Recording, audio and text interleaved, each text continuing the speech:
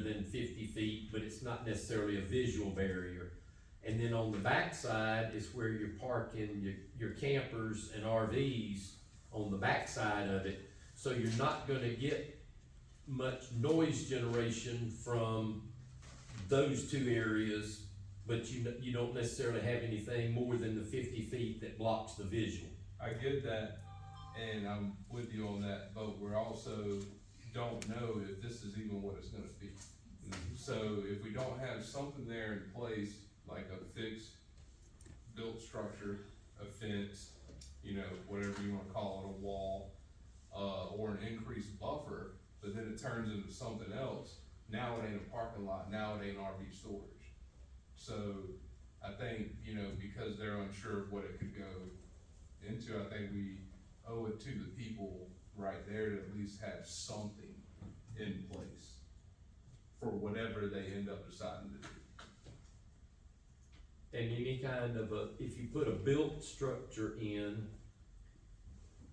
you know, I mean, an RV and the roof over the RV shed is probably gonna be at least 16 to 18 feet tall. So you'd have to have a fairly substantial fence or barrier to block what you would see right there. I think that would probably look worse than. Well, I think it would be unreasonable to say you had to block the view of any roofs or any ceilings that may be seen. You know, I think that's kind of unreasonable, you know, because if you apply that to literally anything else, everywhere you went, you would have 60 feet walls, you know, so that way someone don't have to see the air conditioner on top of this gas station. You know, like but I mean, within reason, you know, I'm not saying 30 foot, you know, I'm just saying whatever would be helpful. Well, and then it could also be a combination of fence / wall, whatever, trees, then parking, and parking, even though it's just parking, which, you know, it's not like a jackhammer shop beside you, but diesel engines are still loud. And they put up a lot of fumes. And that's really close to someone's backyard. I agree. 50 foot, so a combination of a noise barrier and trees to help absorb some of that, I think is a great way to go.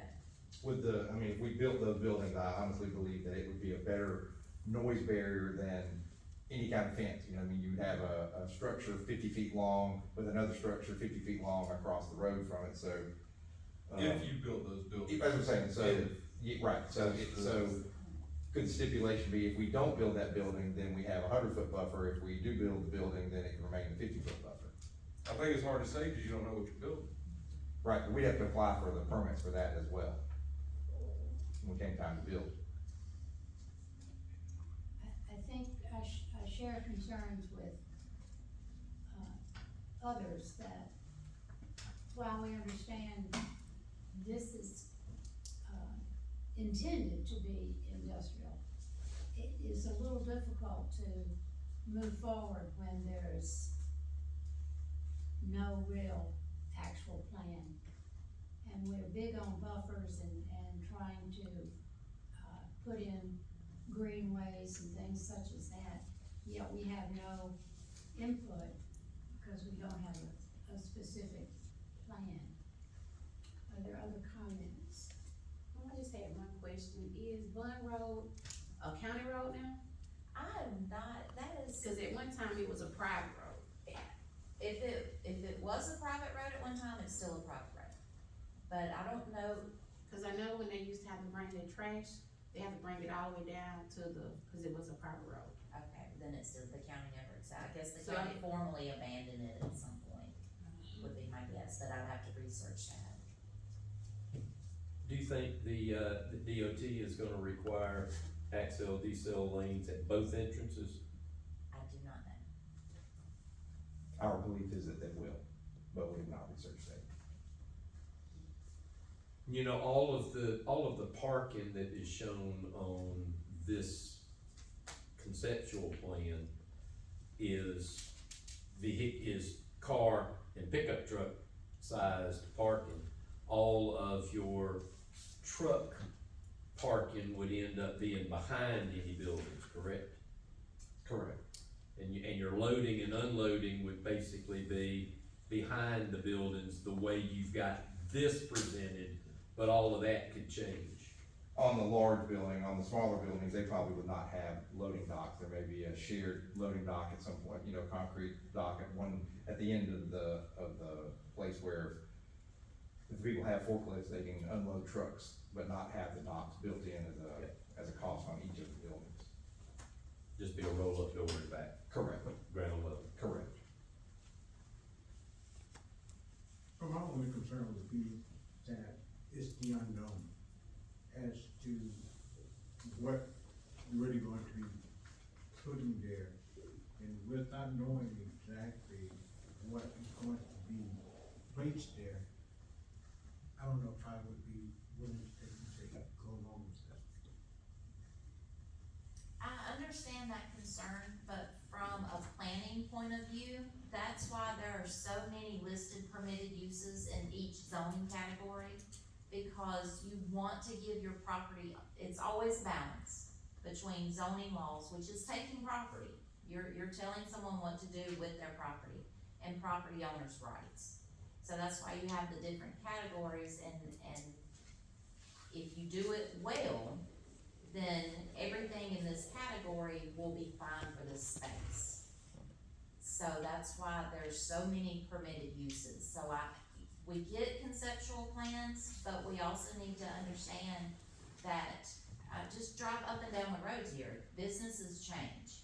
You know, you can't be so specific where you could say, yes, you can put a pizza restaurant in this building, and then when it goes out of business and a Mexican restaurant wants to come in, then all of a sudden they're out of zoning. Retail is retail.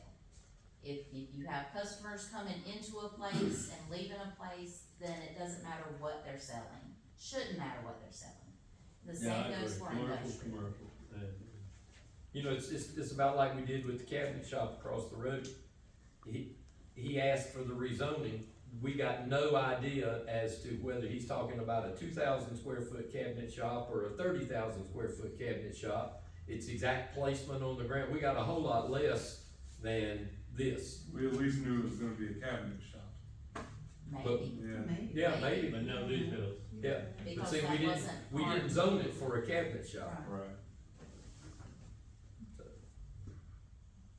And from a real estate developer standpoint, we rarely would build one that was exactly what the conceptual plan was. It just virtually never happened. So that's why it's so important to look through the list of permitted uses. If there's something you feel that is just not good for that particular location, then you mark it off the list. And that's where you look at what the neighboring properties are and see what buffers make sense for that area. See what road it's on to see what type of entrances make sense for that area.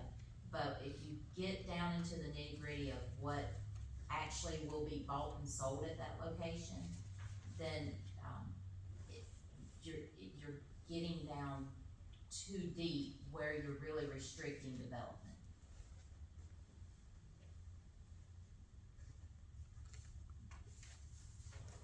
Yeah, this area is pretty heavily commercial, industrial. I mean, Les owns the 10 acres across the street, that's IDA land, so we've got, commercial buildings there. There's a Georgia Power substation across the street from our 10 acre tract. Then the 200 acre tract that the IDA currently has is zoned industrial. I'm not sure what the old armory, what the county intends to do there, but, That hasn't been said. right. We have tried, and so far unsuccessfully, there's two small residential tracts on the other side of the Leggett property there that, it looks like there's two houses that may have burned down or been destroyed in the last 10 years. We tried unsuccessfully to reach out to those. We'd be willing to purchase those as well, to where, you know, our property would butt right up to the county's property, and eliminate any of the residential in there as well. It kind of cleans it up really, because you'll have your industrial on two sides and then next to the county, and if there's the one house and he doesn't have an issue with it, then it kind of cleans up that whole thing, so you don't have weird stuff in between the county and the city's property. And the city's property, I mean, the 200 acres, although the tax map says the development authority owns it, it's, the Chinese family owns it, and we're trying really hard to get that out of their hands and into private developers' hands. And once that happens, you'll probably see activity on that property. So whatever the city zoning is, should be complementary to what the county's is, generally. And his 28 acres is probably not gonna be anything compared to what the 200 acres could bring. Oh, and on the comprehensive plan, I did not notice it until this application came in, but if you guys remember during all of our planning sessions, from this point, to the end of the 200 acres was set aside as future planning for, commercial industrial growth. But on the actual map, it does not show that, so we need to correct that map. But during the planning session, that is what was discussed. At the end of that 200 acres would be the end, going down 41, of any type of industrial.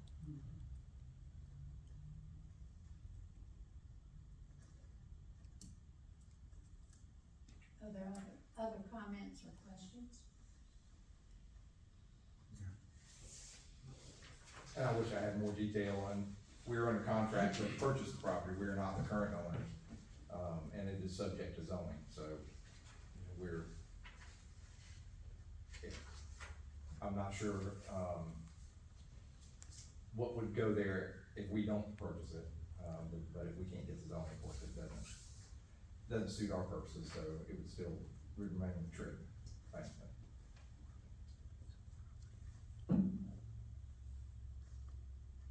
Is there a motion from a member? I'm gonna make a motion that we approve or recommend, they approve this zoning application, but I would like the stipulation included that there be a physical barrier no shorter than 10 feet, as in, a structure along with, vegetation, but only on the sides where it borders residential. I don't see the point or need in making him do it all the way around when this side over here is gonna end up, in the same zoning category. So that is my motion. I agree with that. And by structure, you mean fence, something? Yeah, along any, lines a of- barrier to block sound and visual, things, but at minimum 10 feet. Yeah, I think that's reasonable. You mentioned the vegetation, I think that would probably have to be general enough that it would have to come back and we would have to be part of what we would consider proper, as opposed to a few trees that don't live or whatever. So I think it would have to be clear that that's still open for our opinion, the actual I can agree with final that. print. I can agree with that. And that's what y'all normally do, isn't it, Anita? Is when somebody comes in and there's a requirement for a landscape buffer, y'all approve the planning, and the landscape architect gives you a drawing as to what's going where and how many and sizes. This one is if I remember correctly, is a 50-foot vegetated buffer, correct? And from experience, the most economical barrier that you could put up would be to put up a vinyl coated chain link fence with slats, and that blocks about 80% of the noise. On the two On those sides? two sides, Yes. just two sides.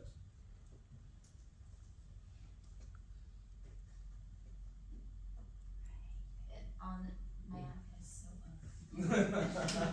I wasn't gonna say anything, they're so tacky, but hey, it ain't my property. As long as there's something put there. So the fence or barrier, and then, how much of a tree buffer? If you're doing a barrier, I don't see why you need to extend it past 50 feet. At least in my opinion, I don't see the need for that. It just seems you're taking up extra space that can be used for parking. Our RV storage, design that we talked with the builder about is actually an enclosed building, so it would actually be taller than a 10-foot vinyl fence, and probably do a better job of blocking the noise if, you know, cause all of them would be facing that way, but it would not just be a lean-to, it would be an enclosed metal structure with 3 sides and possibly roll up. The only open side would be the side facing into the property. So that would actually be quite a bit taller than a 10-foot, and I think probably look better than a 10-foot, chain link fence would. But of course, if we didn't do that, then, you know, could that stipulation be if we build the building and, the county deems it appropriate, that would be a good enough, sound buffer, that we don't have to put the fence up, and if we don't do that, then we have to put the fence up. Does that make that reasonable? I'm gonna say that we just leave it at the fence, cause again, we don't know what you're gonna do. Okay. And I don't want there to be any room or anywhere there's any little gaps. Well, yeah, we didn't build this RV building, but we did build this building, and it's just as tall as a 10-foot fence, and then now you're ended up in a, Understood. you know, but I'll leave that up to y'all.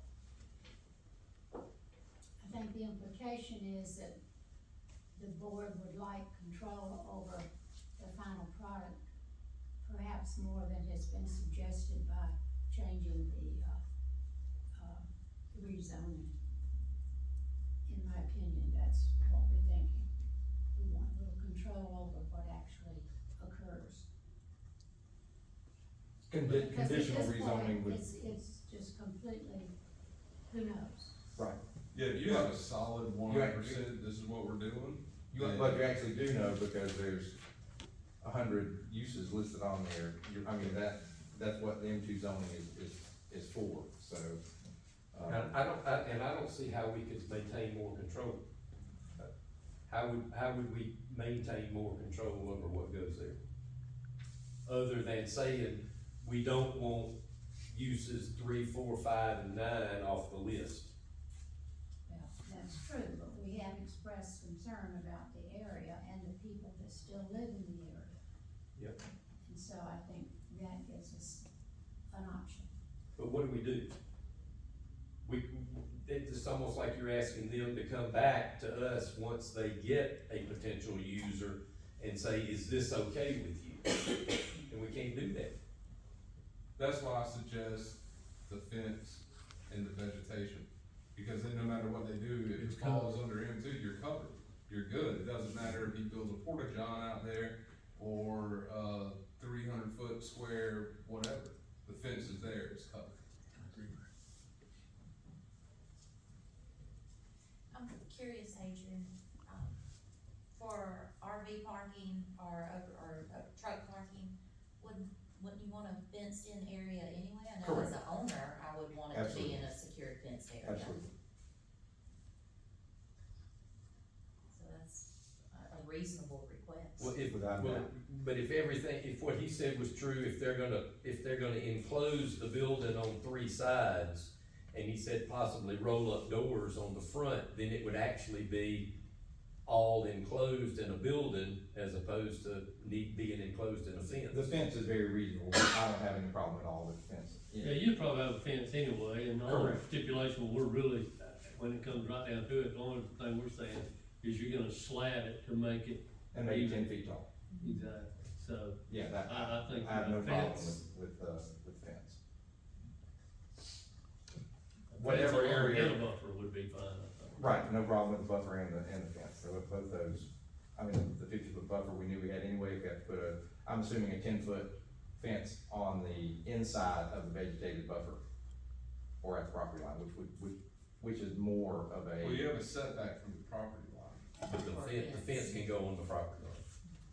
I'm thinking of Milner, because Milner has you can't put your fence directly on the property line, it has to be setback just a hair. But no, I really don't care either way, as long as it's there. Your issue would be if you put the fence on the building side of your landscape buffer, then you gotta get permission from the adjoining owner to get in there to do your maintenance. I'd put the fence on the property line or 6 inches off, whatever. Right. I mean, I didn't know what y'all had in mind, I just would like to be able to know where, what we need to do. Yeah. You know. Where As far as I'm concerned, where you put it, it works best for what you're doing, is fine with me, just as long as the barrier's there. I don't care if it's 6 inches this way or, you know, on the line there, as long as the barrier's there, I think that's fair.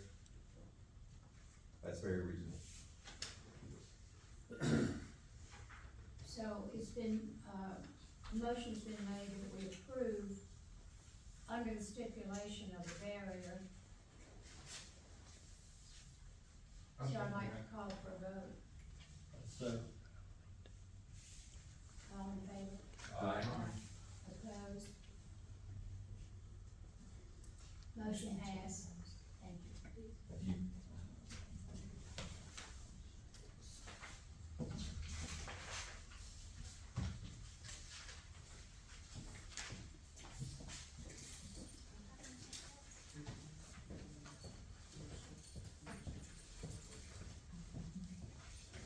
I'm ready, So are you ready for the review? and I feel like we just reviewed. Kind of. So,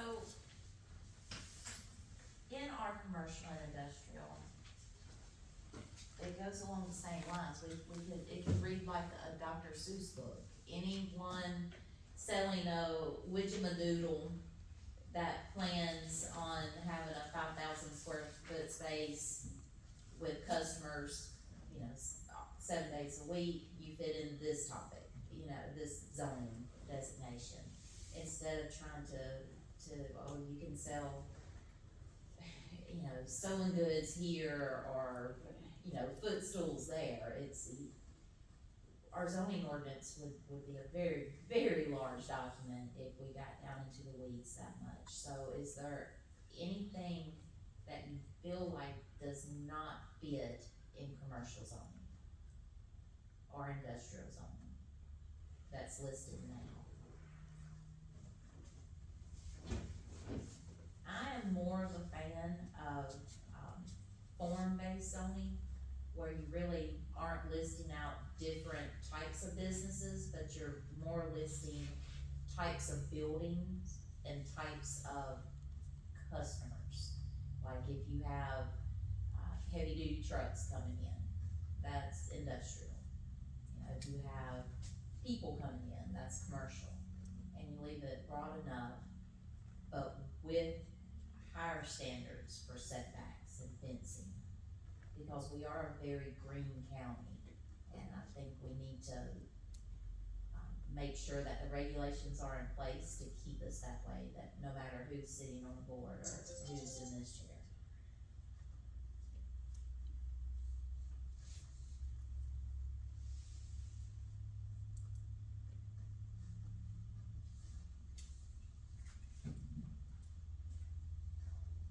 Is that the extent of the review?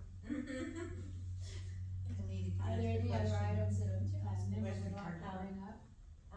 Kathy I has just a have a question. quick question, are data centers in the Could you stand ordinance? up, sweetie? I can't. Oh, sorry. That's all right. I was just wondering where data centers fall, do they fall in commercial or industrial zone? Cause that's a big deal around the state, and I don't know exactly where they fall in any county, to be honest with you. They're not listed. That's a great example of something we did not know existed 10 Right. years ago when our Right. current ordinance was written. Well, the concept itself is fairly new. So, especially where we Well, put data centers are different than they used, I mean, there've been data centers where like the Southern Bell, the Bell South is a data center, but they're totally new now. special exception, we have, Okay. is where I put it, special exception in commercial, I think. And it's okay, I don't really care, as long as, I think it's probably one you might wanna consider putting somewhere, because they're there, and.